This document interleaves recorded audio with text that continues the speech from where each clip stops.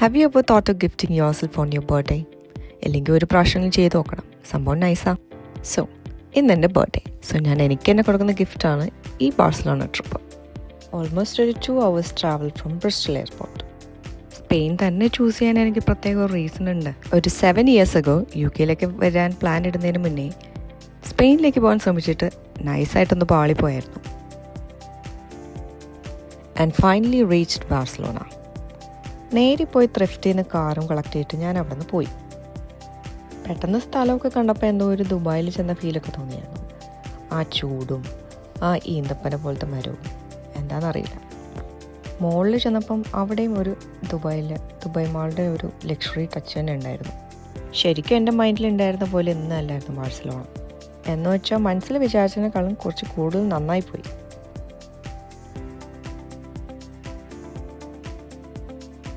Evening ആയപ്പോൾ ഞാൻ ബീച്ചിലേക്കൊക്കെ ഒന്ന് ഇറങ്ങി നടക്കാമെന്ന് വിചാരിച്ചു.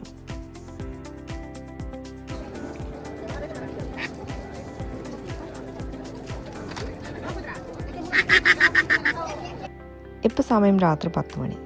ഇവിടുത്തെ നൈറ്റ് ലൈഫ് എന്ന് പറയുമ്പോൾ ഇറ്റ്സ് റിയലി എക്സൈറ്റിംഗ്. കാരണം ഇവിടെ എല്ലാവരും ഭയങ്കര ആക്റ്റീവാണ്. ഷോപ്സും ബാർസും എല്ലാം ഇപ്പോഴും ഓപ്പൺ ആണ്. അത്യാവശ്യം ക്രൗഡഡും ആണ്. ഇത്രയും ആൾക്കാർക്ക് ഇത്ര ഓപ്പൺ സ്പേസിൽ നിന്ന് ഇങ്ങനെ ഡാൻസ് കളിച്ച് ചില്ല് ചെയ്യുന്നത് എൻ്റെ ലൈഫിൽ ഞാൻ ആദ്യമായിട്ടാണ് കാണുന്നത്.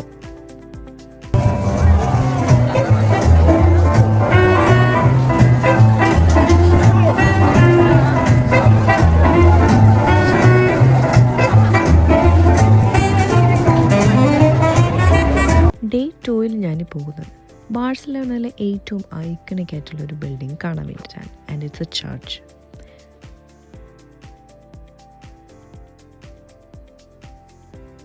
ദേ ആ പുറകിൽ കാണുന്നതാണ് ഞാൻ പറഞ്ഞ ചർച്ച്.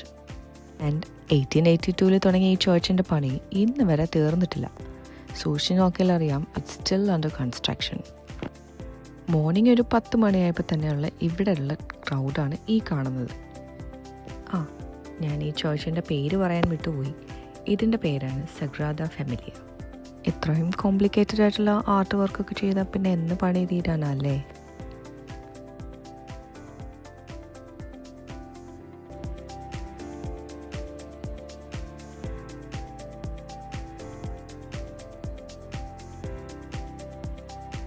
അതിൻ്റെ തൊട്ടടുത്ത് തന്നെ ഒരു റെസ്റ്റോറൻറ്റിൽ അവിടുത്തെ സ്പെഷ്യൽ ട്രഡീഷണൽ ഫുഡായിട്ടുള്ള പയല എന്ന് ബോർഡ് വെച്ചേക്കുന്നത് കണ്ടിട്ട് ഞാൻ വേറൊന്നും നോക്കിയില്ല, സ്ട്രെയിറ്റ് അങ്ങോട്ട് തന്നെ കയറി.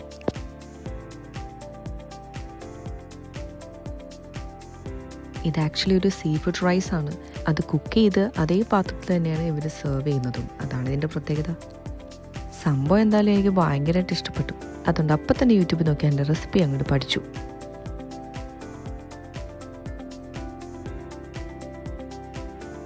എന്നിട്ട് ആ കടയിലെ ചേട്ടനും ടാറ്റ ബൈ ബൈ ഒക്കെ പറഞ്ഞിട്ട് നമ്മൾ അവിടെ നിന്ന് പോയി. ഭക്ഷണത്തിന് ശേഷം അല്പം മധുരം കഴിക്കണം എന്നൊക്കെ ആണല്ലോ. ഒരു ഐസ്ക്രീമൊക്കെ ആകാം.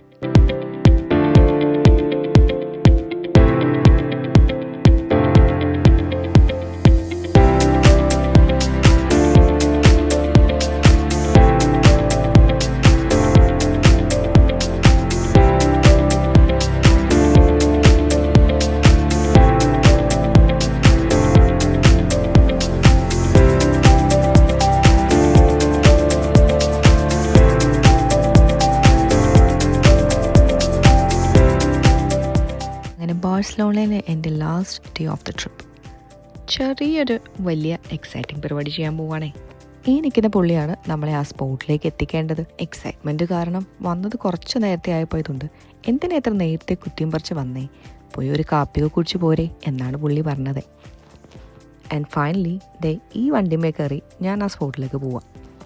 ഞാനിതൊരു കാര്യം പറഞ്ഞില്ലല്ലോ, വേറൊന്നുമല്ല, ചെറുതായിട്ടൊന്ന് ഹെലികോപ്റ്റർ കയറാൻ പോവാം, അതും ലൈഫിലെ ഫസ്റ്റ് ടൈം. ഈ സ്കൈ ടൂർ പ്രൊവൈഡ് ചെയ്യുന്നത് FCB ആണ്. ആൻഡ് ഇവിടുത്തെ എല്ലാ ലാൻഡ്മാർക്സും നമുക്ക് ഈ ട്രിപ്പിൽ കാണാം.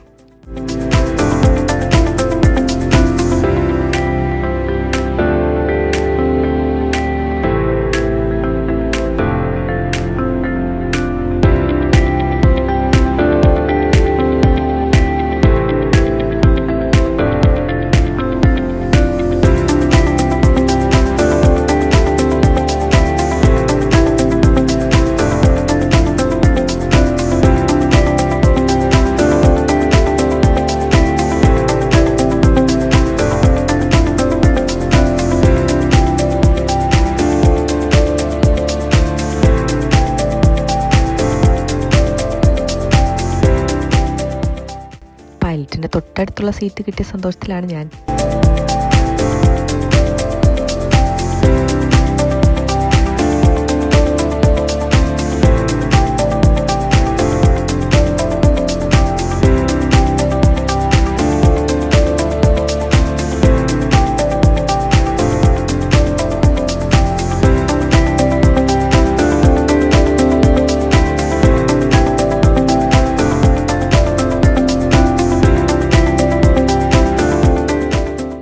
ഈ ട്രിപ്പിൻ്റെ എൻ്റെ ലാസ്റ്റ് സ്റ്റോപ്പാണ് Barcelona stadium and museum.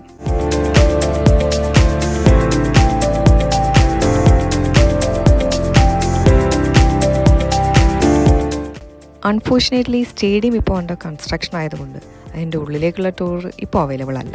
So നമ്മൾ നേരെ മ്യൂസിയത്തിലേക്ക് പോകാം. എവിടെ നിന്നാണ് മ്യൂസിയത്തിലേക്കുള്ള എൻട്രൻസ്. ഒരു 1902 മുതലുള്ള എല്ലാ ട്രോഫീസും ഐക്കനൊക്കെ ആയിട്ടുള്ള ജേഴ്സീസും ബൂട്ട്സും എല്ലാം ഈ മ്യൂസിയത്തിനുള്ളിലാണുള്ളത്.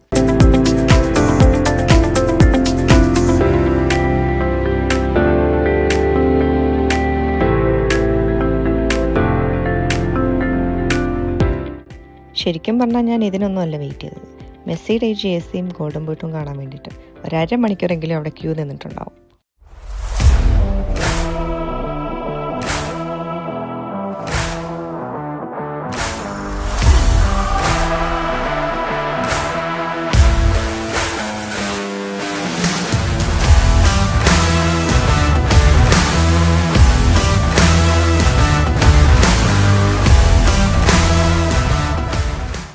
ഇന്ന് ഞാൻ ബാഴ്സലോണയിൽ നിന്ന് തിരിച്ച് വീട്ടിൽ പോവാം with a lot of memories. ഈ 7 മിനിറ്റ് വീഡിയോയിൽ മാത്രമുള്ളതല്ല എൻ്റെ ബാഴ്സലോണ ട്രിപ്പ്. ഈ 5 ദിവസം കൊണ്ട് ഞാൻ ഒരുപാട് മെമ്മറീസ് ഉണ്ടാക്കി. അതിൽ കുറച്ച് മിനിറ്റ് മാത്രമേ ഞാൻ ഇതിൽ കാണിക്കുന്നുള്ളൂ. അപ്പോൾ ഓക്കെ, ബൈ. അടുത്ത ട്രിപ്പിൽ കാണാം.